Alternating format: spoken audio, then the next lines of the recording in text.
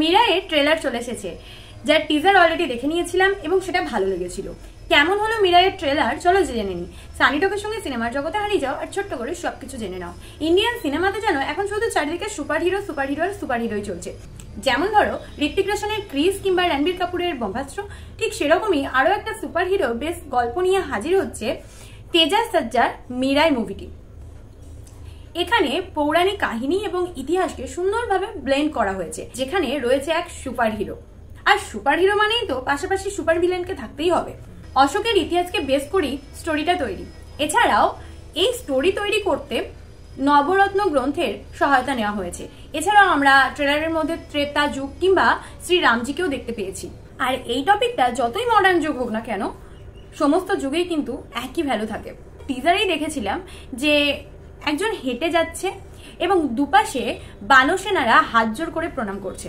সেখান থেকেই কিন্তু একটা হিংসা আমরা পেয়েছিলাম শ্রীরামজির, যেটা ট্রেলারে অনেকখানি ক্লিয়ার করে দিয়েছে। তবে স্টোরিটা ঠিক কি হতে চলেছে সেই নিয়ে কিন্তু প্রচুর হিংস দিয়ে দিয়েছে এই ট্রেলার। একটা পাওয়ার আছে যেটা আবার নবরত্ন গ্রন্থের সঙ্গে কানেক্টেড, যার দরকার অনেক পাওয়ার। আবার অন্যদিক থেকে বইটিকেও রক্ষা করতে হবে। তারপর এন্ট্রি হবে হিরোর, বাট হিরো নিজেও জানে না যে তার মধ্যে কতটা পাওয়ার রয়েছে। আশেপাশের মানুষ তাকে এসে বোঝাচ্ছে যে তুই কি, তুই নিজেও সেটা জানিস না।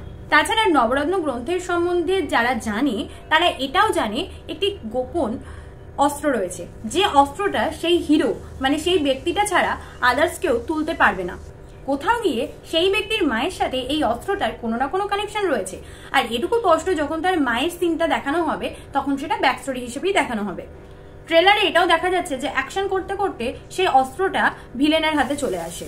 সো যেহেতু সুপার হিরো ফিল্ম, প্রথমেই বললাম যে হিরো থাকলে সুপার ভিলেনও থাকবে, অ্যাকশন তো চলবে, বাট জিতবে কিন্তু হিরোই। এখানে ভিএফএক্স এর যতগুলো শট আছে সবকটাই কিন্তু ভালো লেগেছে, কোনোটা মনে হয়নি যে হ্যাঁ এটা কৃত্রিম। টিজারের তুলনায় ট্রেলার কাট কিংবা ভিএফএক্স এডিটিং এটা যেন আরো অনেকটা পারফেক্ট লাগছে।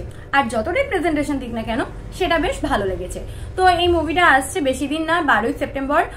তো তোমরা যদি দেখে থাকো তোমাদের কেমন লেগেছে তাহলে জানাতে ভুলো না। সানি টকের সঙ্গে সিনেমার বকবক হয়েছে শেষ, আবার আসছি নতুন মুভি নিয়ে। তোমরা সবসময় থাকো ফ্রেশ।